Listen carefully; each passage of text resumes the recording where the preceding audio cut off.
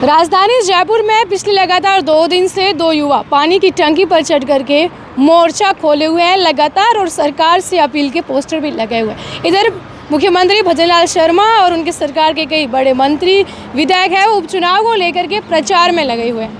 नमस्कार, आप देख रहे हैं राजस्थान का डिजिटल न्यूज़ चैनल द खटक, और मैं ममता आप सभी के साथ। हमारे साथ में है सहयोगी राजेंद्र। जानना चाहेंगे, लगातार 2 युवक हैं, वो 2 दिन से पानी की टंकी पर चढ़े हुए हैं, क्या उनकी मांग है? सरकार इधर प्रचार में लगी हुई है, एक बार आप बताइए। बिल्कुल, कल सुबह की बात करें तो दोपहर से ही वह टंकी पर चढ़े हुए हैं और मांग तो कई समय से चल रही है कि एसआई भर्ती को रद्द करो। कोई कहता है रद्द मत करो, रद्द करो। उसको लेकर जो किरोड़ी लाल मीणा है, उन्होंने भी कहीं इस मुद्दे को उठाया था, और उसके बाद अब दौसा में उनको भाई को टिकट मिलने के बाद वो भी शांत हो चुके हैं, क्योंकि सरकार पूरी है जो प्रचार प्रसार में लग चुकी है, चुनाव को जीतने में लग चुकी है। सातों विधानसभा पर चुनाव होने जा रहे हैं, तो कहीं न कहीं सरकार का भी ध्यान नहीं जा रहा है। और इधर ट्विटर की बात करें तो कल दोपहर से ही इन 2 युवकों ने एक तरफ से बात करें तो पूरे का पूरा टंकी पर चढ़कर माहौल बना रखा है कि एसआई भर्ती को रद्द करो। उसको लेकर कई लोगों की टिप्पणियां हैं जो सामने आ रही है। अभी तक कोई बात करें तो बड़ी नेता की कोई टिप्पणी अभी तक इस पर सामने नहीं आई है, और पुलिस है जो उन पर नज़र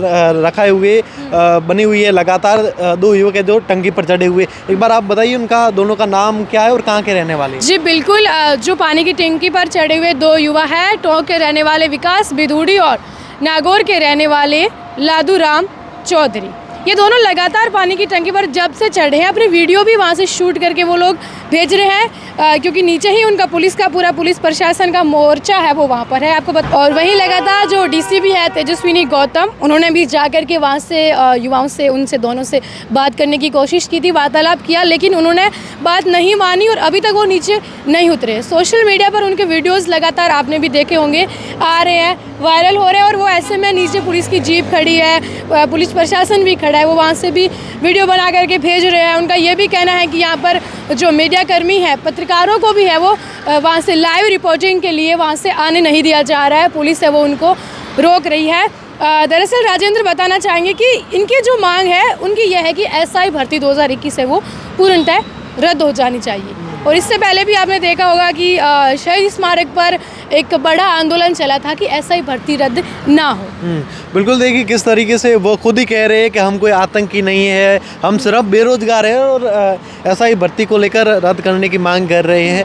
और कई लोगों द्वारा ये भी कहा जा रहा था कि एसआई भर्ती को रद्द मत करो। अब देखो, इसमें से सरकार शायद तक निर्णय नहीं ले पा रही है कि एसआई भर्ती को रद्द किया जाए या नहीं किया जाए। अब उन 2 युवकों की बात करें जो टंकी पर चढ़े हुए हैं, कल दोपहर से चढ़े हुए हैं, और उनका कहना है कि एसआई भर्ती को रद्द कर दिया जाए, क्योंकि हम बेरोजगार हैं, और बेरोजगार को लेकर ही इसमें बेरोजगार युवा है वही इसमें फंसे हुए हैं। क्योंकि जो जिन्होंने नकल की थी, जो पैसे देकर पास हुए, वो कुछ मामला था वो तो निकल गए, लेकिन जो पढ़कर पास हुए थे वो तो बेचारे फंस गए। अब ऐसा है कि सरकार खुद है जो इस निर्णय में को लेकर फंसी हुई है कि इसको जो भर्ती को रद्द किया जाए या नहीं किया जाए। बिल्कुल, देखिए बीच में एक बात ये भी बताना चाहेंगे कि इन्होंने युवाओं ने के विश्नोई राज्य मंत्री जो है उन पर भी निशाना साधा है। उन्होंने एक वीडियो जारी करके भी कहा था कि इस भर्ती में के विश्नोई का भी कुछ जो भर्ती है इसकी एसआई की, उनमें उनका भी हाथ है, और उन्होंने कुछ आरोप भी है वो लगाए हैं इन्होंने। तो देखिए, युवाओं में एक तो आक्रोश इस बात को लेकर के है, उनको भी है कि एसआई भर्ती आप रद्द क्यों कर रहे हैं, क्योंकि जो लगे हुए हैं उनके परिवारजन, उनमें ये आक्रोश है। कुछ का ये है कि इसको अगर रद्द करेंगे तो तभी जो है एक पारदर्शिता है वो भर्ती के अंदर बनी रहेगी।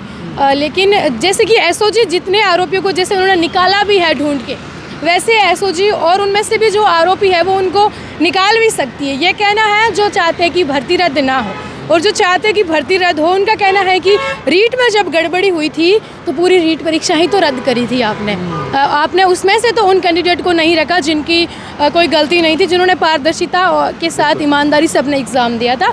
ये उनका कहना है जो चाहते हैं कि भर्ती है वो रद्द ना हो। लेकिन फ़िलहाल सरकार अभी कुछ भी नहीं बोल रही इस पर।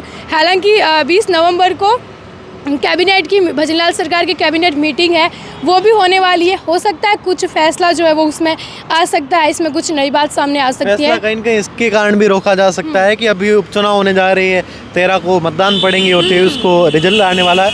तो कहीं ना कहीं जो सरकार है इस चुनाव को लेकर लगी हुई है, और दूसरा सरकार कहीं ना कहीं ये भी देख रही है कि अब जो 13 के बाद मतदान हो जाए उसके बाद इस पर कोई निर्णय लिया जा सकता है, ये संभावना है। बिल्कुल बिल्कुल, सरकार कतई नहीं चाहती कि या तो रद्द करने के आदेश या रद्द नहीं करने के आदेश से उनको बिल्कुल इस मतदान से थोड़े दिन पहले कोई नुकसान है वो उठाना पड़े।